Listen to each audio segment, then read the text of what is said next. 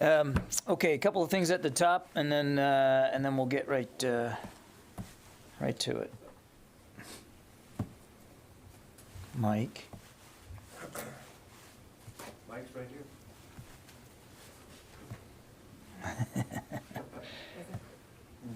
Want to switch? Yep.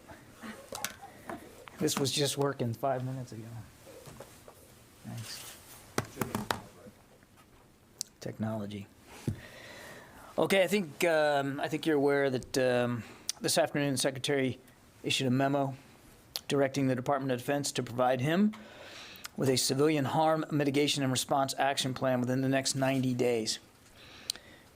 This action plan outlines the steps the department will take and the resources that will be required to implement appropriate recommendations from recently completed studies of civilian harm, studies that were sponsored by DoD.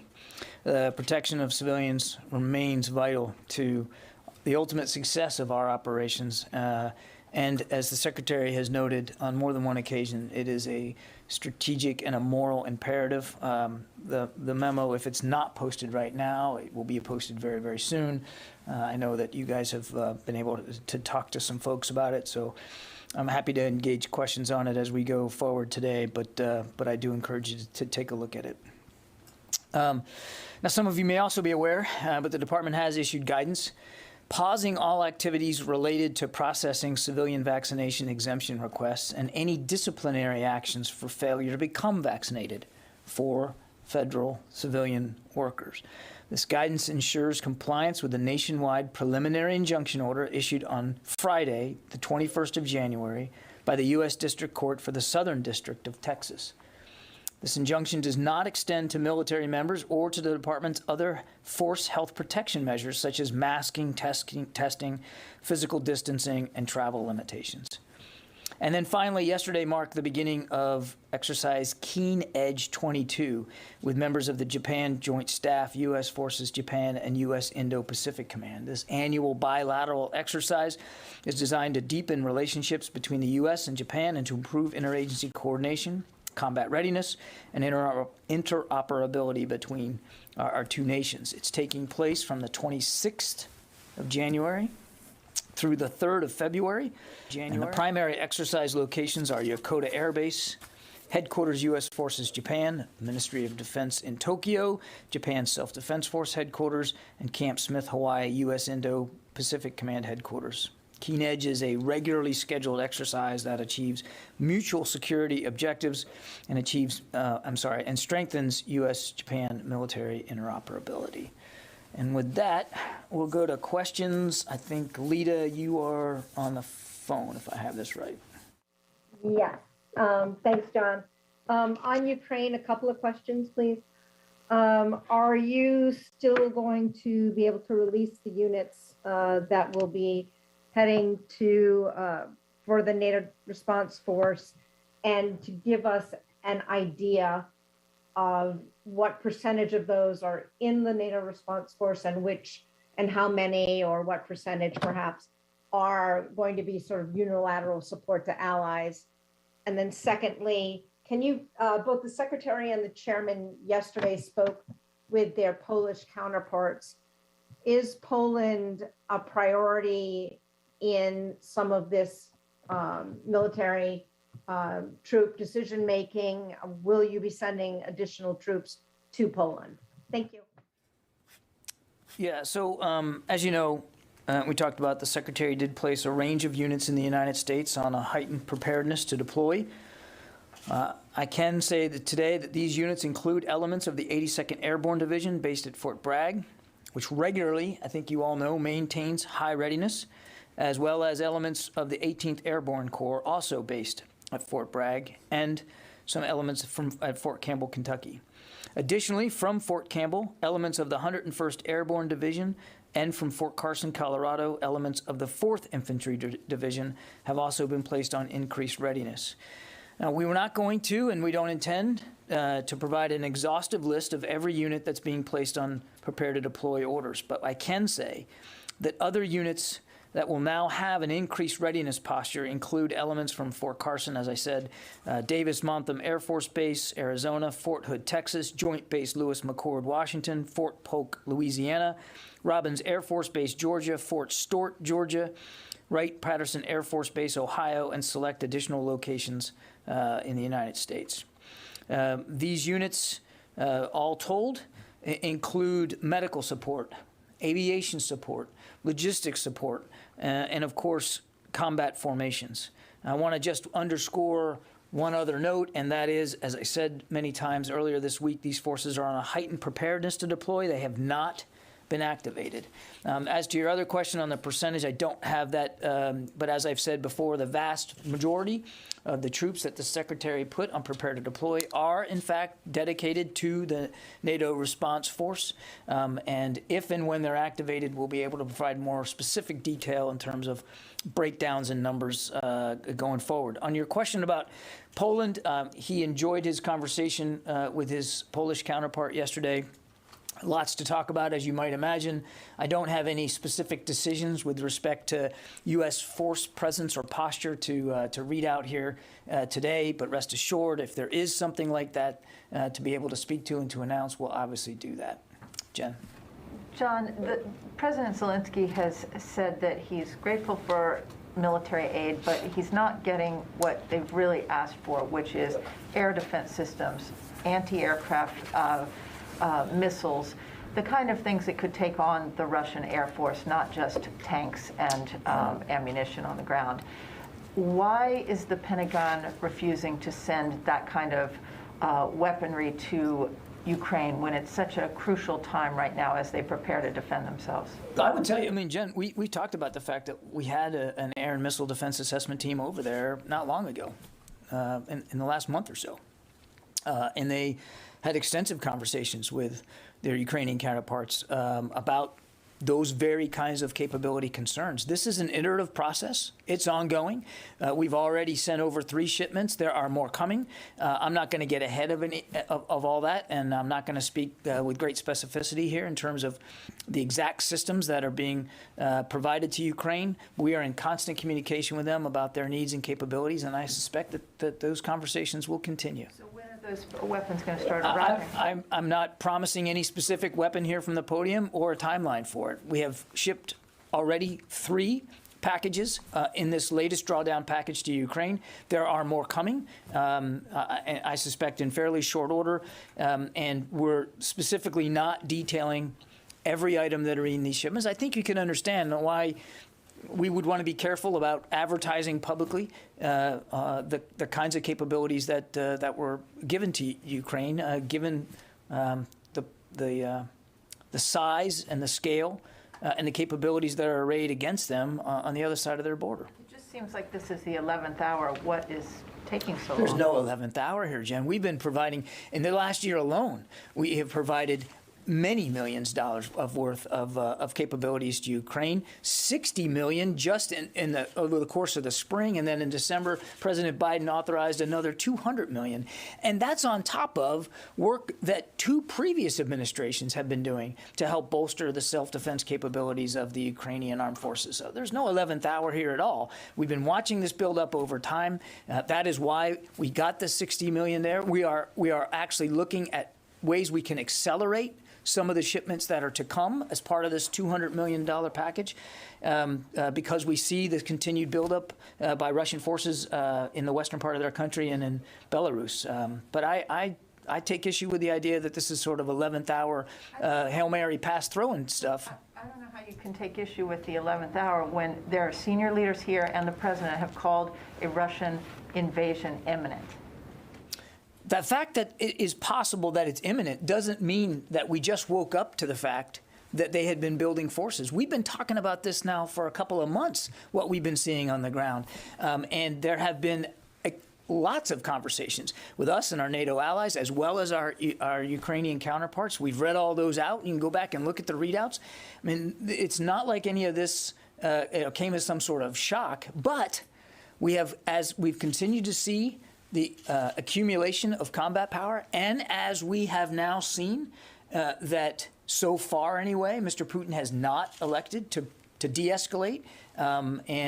Look, we still believe there's time and space for diplomacy, but thus far it has not achieved the kind of results that the international community would like to see. All that combined has led us to, again, want to contribute more capabilities to Ukrainian armed forces and be ready to contribute more capabilities to our NATO allies. So, thank you, John. First, I wanted to know if you have noticed any change in the Russian posture, military posture around Ukraine in the last few days.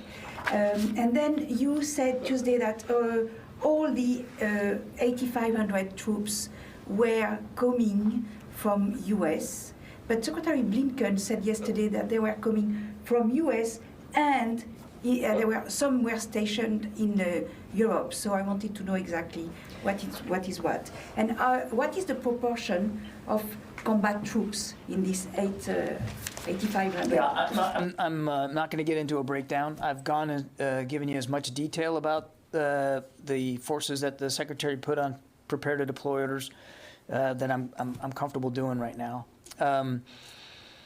As for Russian buildups, we continue to see, including in the last 24 hours, more accumulation of credible combat forces arrayed by the Russians in, again, the western part of their country and in Belarus. So without getting into a tick-tock every day of how much more we're seeing, we continue to see him add to that capability. Not dramatic, as I said the other day, also not sclerotic. And then on the breakdown of, as I said on Monday, these troops that we talked about, this 8,500 on Monday, were coming from stateside facilities, and I just read to you the entire list of where they're coming from. But I've also said, Sylvie, and this gets at Secretary Blinken's comments, that we're not taking off the table the possibility of using forces that are already in Europe, who many of whom are already on an accelerated readiness posture. Not all, but some. Some are there on rotational deployments. Some are permanently based there. We've not ruled off the table the idea of maybe using some of them to also bolster our NATO allies if they need that. So it most likely, should there be a movement of American forces on Allied territory, a growth in that, an increase, it's entirely likely that some of that will be achieved through using organic capabilities that General Walters already has on the European continent. Janie. Thank you, John. U.S.-South Korea military exercises. You said that the U.S. and Japan are conducting the regular military exercises. When will the U.S. and South Korea joint military exercises resume normally? I don't have an update for you on the U.S.-South Korea exercise regimen. I would point you to U.S. Forces Korea for more information about their exercise regime. I think you know, and we've talked about this many times, just like we're doing with Japan, I mean, we tailor exercises for the capabilities that we want to improve, for the threats and challenges in the region and in the area. And we don't do these things in a vacuum. We don't do them in a vacuum with respect to what's going on in the region and around the world. And we don't do it in a vacuum when it comes to our allies. The Japanese are also our allies. And just like with the South Koreans, we're going to continue to consult with our allies as we move forward with training events. Indications, North Korea is firing missiles almost every 4 days this month, as you know that. While Yes, I do. this is a sixth. You won't let me forget. Sixth month. You never know how many they're going to do forward.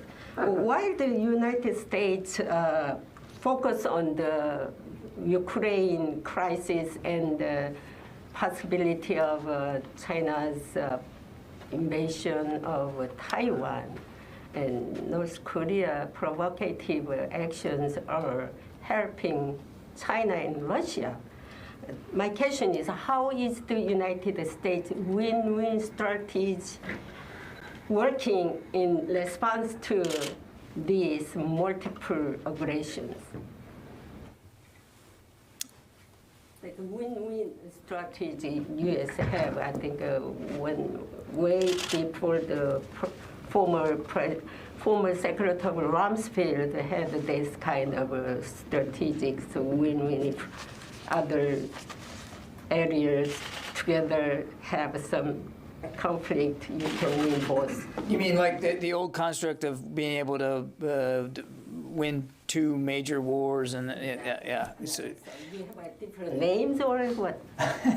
so I'm not sure you mean it this way. I'm obviously not going to preview the national defense strategy, which we're still working on. So when you talk about Secretary Rumsfeld's, win two major conflicts, I think that's the construct you're talking about. What used to be in national defense strategies past. We are working on a new one now. We hope to be able to talk about that with y'all a little bit later. I'm not going to preview here from the podium what's in it. It's still in draft. It's still being worked. But the gist, I think, of your question is, why can't we walk and chew gum at the same time? And we can, and we are. Just because we're focused on bolstering our NATO allies in Europe right now, given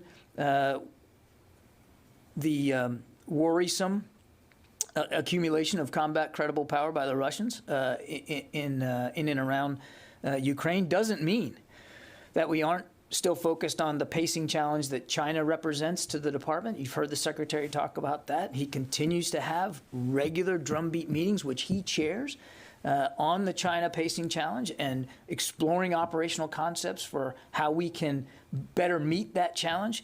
It doesn't mean we're not talking about integrated deterrence, not just in the Indo-Pacific, but around the world. It doesn't mean that, and you've heard me talk about, I don't know how many times over the last few days, the continual threats and challenges in the Middle East. And certainly, we're mindful of the destabilizing behavior by Pyongyang with respect to these recent tests. As a matter of fact, on nearly every single one of them, we issue a statement. And we make it clear that we're condemning these attacks. And we continue to call on the North Korean regime to stop these provocations, which in many cases violate existing UN Security Council resolutions that the whole international community should be signing up to. So, Jenny, I mean, I appreciate the question, but there's a lot on our plate, and we're focused on all of it. Just because right now one issue obviously is certainly capturing the attention of the world community doesn't mean that we're not equally pursuing and focused on other threats and challenges to the country. If you go back and look at the memo that the Secretary issued, within just a couple of weeks of taking office, he stated very clearly his number one priority is to defend this nation against all threats and challenges, and that's what we're doing. Now, maybe go to the phone here, because I got a lot of people here. Joe Gould from Defense News.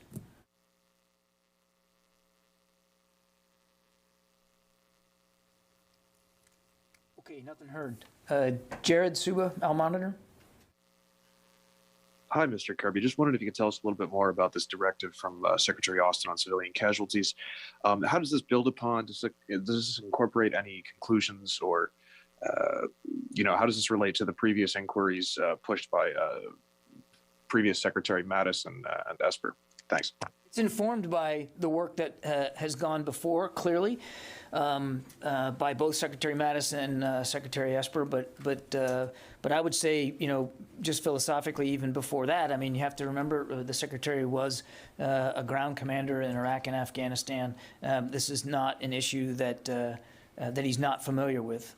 So it's informed by a lot. Specifically, the memo that you'll see today and the decisions that he has made in terms of standing up a civilian harm mitigation team, as well as ordering the establishment of a center of excellence and some additional immediate steps, which you'll see in the memo. Those are more specifically informed by recent studies, independent and as well as departmental reviews writ large, such as the RAND assessment that was legislated by Congress, and I think you all have also gotten a briefing on that today, as well as more specific strike investigations and strike reviews. So I would point you to, and there's a mention of that in the memo that of what's informing it, but there's a lot there. In fact, I'd be remiss if I didn't say that that some of the thinking that's going into the ways the Secretary wants to have a more structural implementation of changes is also, quite frankly, informed by some recent press reporting, and it would be wrong for us not to also mention that. Jeff Schogel. Thank you. I think you mentioned that elements at Davis-Monthan had been put on heightened alert. Does that mean that A-10s have been told they may have to go to Europe? I am not going into any more detail than what I gave you, Jeff. I described the units to the level of detail that we're comfortable doing. Let's see, I already got Lita Fadi. Thank you, John. I have a question about Monday's attack on Al-Dhafra Air Base. So since that attack, did the department or U.S. forces in the region take any additional measures to enhance force protection? And is the Pentagon considering or considered any new measures to detect and prevent any future threats from the Houthis? Thank you. I would tell you, as you know, Fadi, we don't talk about specific force protection, but I will go so far as to let you know that U.S. forces there in and around Al-Dhafra remain at a heightened state of alert. I think that's as far as I will go. As for any changes going forward, I mean, obviously, we'll rely on the good judgment of General McKenzie and his chain of command in terms of what specific changes they think they might need to make in terms of defenses. But again, we wouldn't detail that from the podium. Louis Martinez. Hi, John. Earlier this week, there was a crash of an F-35C on the aircraft carrier Carl Vinson. The Navy says that they're beginning some arrangements to try to recover it. Is there anything new on that? And can you address any concerns about maybe trying to protect the waters where this plane may have fallen into so that other nations, namely China, don't get their hands on it? Yeah, you probably have seen the Navy's statement. They do intend to attempt a recovery of the aircraft. I want to say right off the top that we have received word that those who were injured are doing better, and we're absolutely delighted to hear that, and continue to hope for a speedy and safe recovery for them. And our hearts are with them and their families right now. I won't speak to specific recovery efforts by the Navy. I think they're far better to do that than I am. But we're certainly mindful of the value of an F-35 in every respect of what value means. And as we continue to attempt recovery of the aircraft, we're going to do it obviously with safety foremost in mind, but clearly our own national security interests. And I think I'd just leave it at that. Paul Shinkman. Hi, John. Russia announced yesterday that it had deployed 20 or so warships into the Black Sea for supposed exercises as part of broader maritime exercises this month and next. Do you consider this to be a part of the troop buildup that you've criticized in recent days or recent weeks? And regardless, does the U.S. have any concern about destabilizing action at the Kerch Strait or elsewhere in the region? Thank you. Yeah, I don't have anything specific on the Kerch Strait. Kerch Strait. Sorry, I'll try that. Kerch Strait. But we continue to see an accumulation of Russian military power again. Around and alongside the borders with Ukraine and Belarus, and I mentioned this the other day, and naval power in the Mediterranean and in the Atlantic, and clearly the Black Sea. So I can't speak to their exercise. They should be able to talk to their exercises the way I just did at the top of this briefing. But we have noted and continue to watch increasing naval developments on the Russian side as well. all of this activity is what leads to our concern over Russian intentions here, which, again, as always, remain opaque. David Martin, CBS. John, you said entirely likely that if there is a plus-up in Europe, some of that plus-up could come from troops that are already there. I should say plus-up on the eastern flank of Europe. Some of that plus-up could come from troops already in Europe. Have any units in Europe been given, prepared to deploy orders? Many of the rotational troops are already on a heightened posture, David.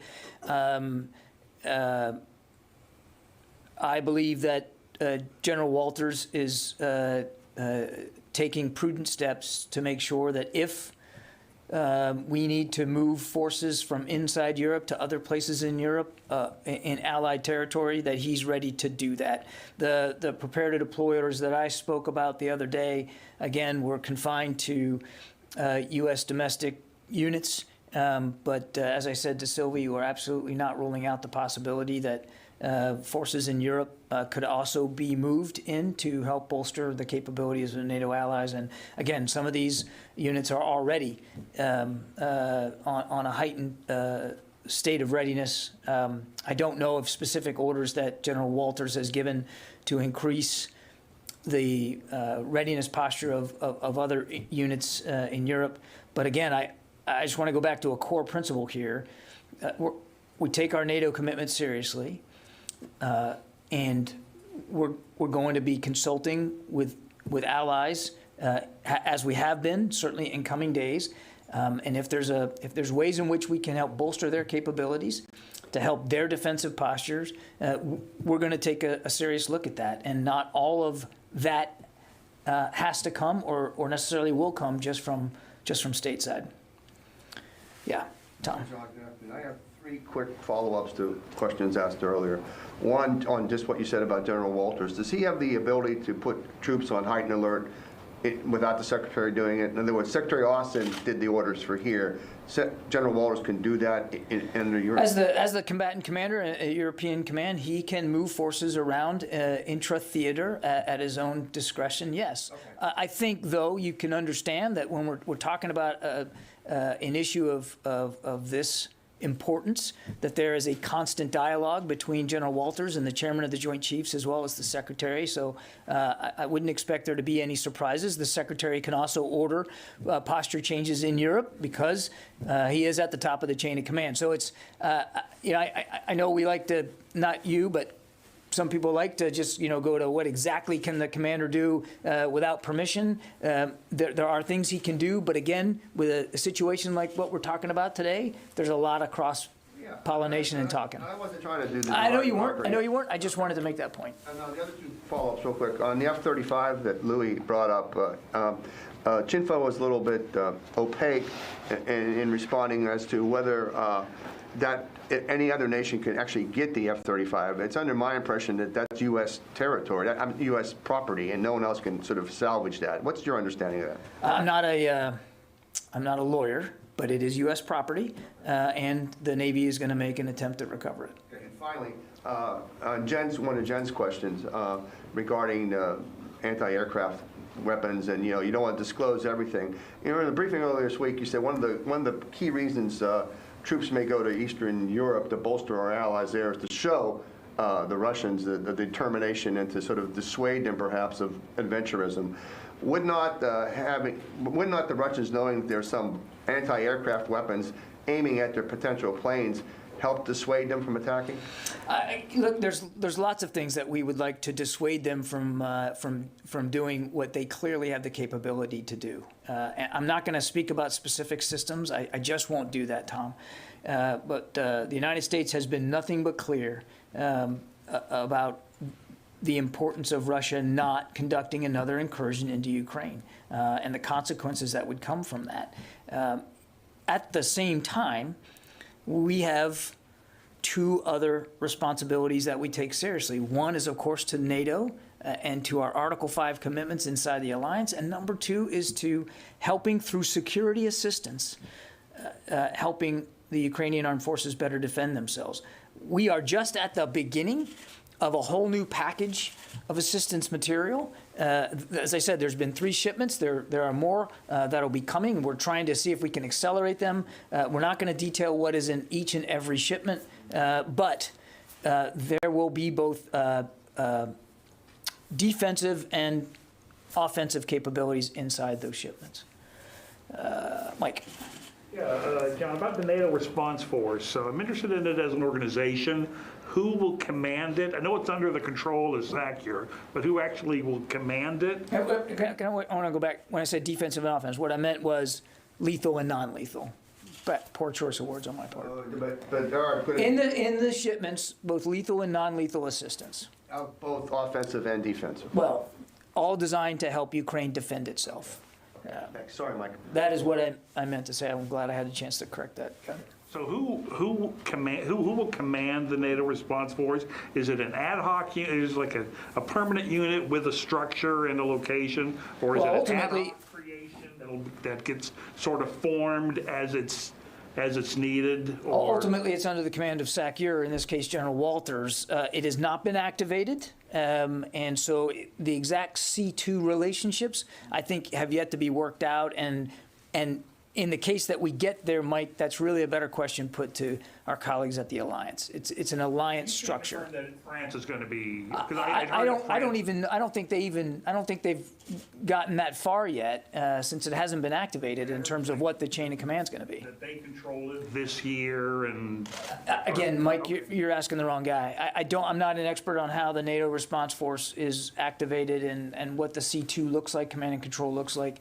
I'd point you to my colleagues in Brussels. For the 8,500 Americans, will there be an overall American officer in charge? I assume it's mostly Army and Air Force from the bases that you've said. Is there going to be the whole? Is it all 85 going to possibly go over there? Will they be doled out? The 8,500 comprise our contribution to the NATO response force, and there are, as I said at the opening, there's a myriad of capabilities in there. Everything from medical support to ground forces. If they're activated, and whether it's all in one chunk or piecemeal based on what the alliance feels it needs the NRF to actually look like, I think is just yet to be determined. Yeah, Oren. On civilian casualties, other than the review of the March 2019 strike in Baghuz, Syria, are there other open reviews or investigations of potential incidents of civilian casualties?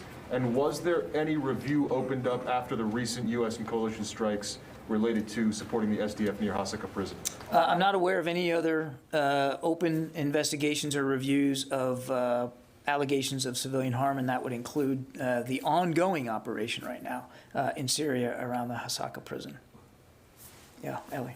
John, the president said he's not putting troops in Ukraine, but there are members, as you mentioned, of the Florida National Guard there right now. Is there any update to bringing them home? And if Russia invades, would it be too late to get them out?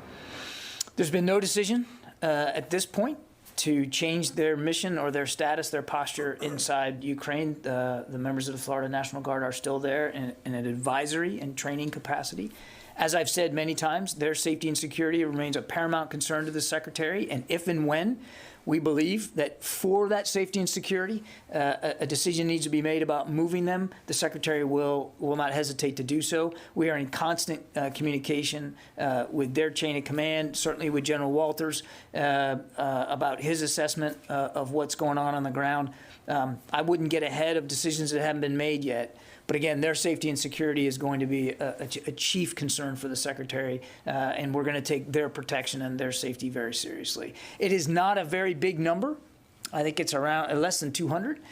So in the event that they had to be moved, we believe that could be done in a fairly expeditious manner. I was just curious because I know they're asking some Americans to leave Ukraine, so I didn't know why wouldn't they be included in that. Well, the State Department has made it clear to American citizens, civilians, that this is not the time to be going to Ukraine, and if they're in Ukraine, they're encouraging them to leave. I think you saw that they also have authorized the departure of ordered the departure of some eligible family members, but our diplomats are still at work in Kyiv, and our trainers are still at work in Ukraine. We're going to watch this every single day.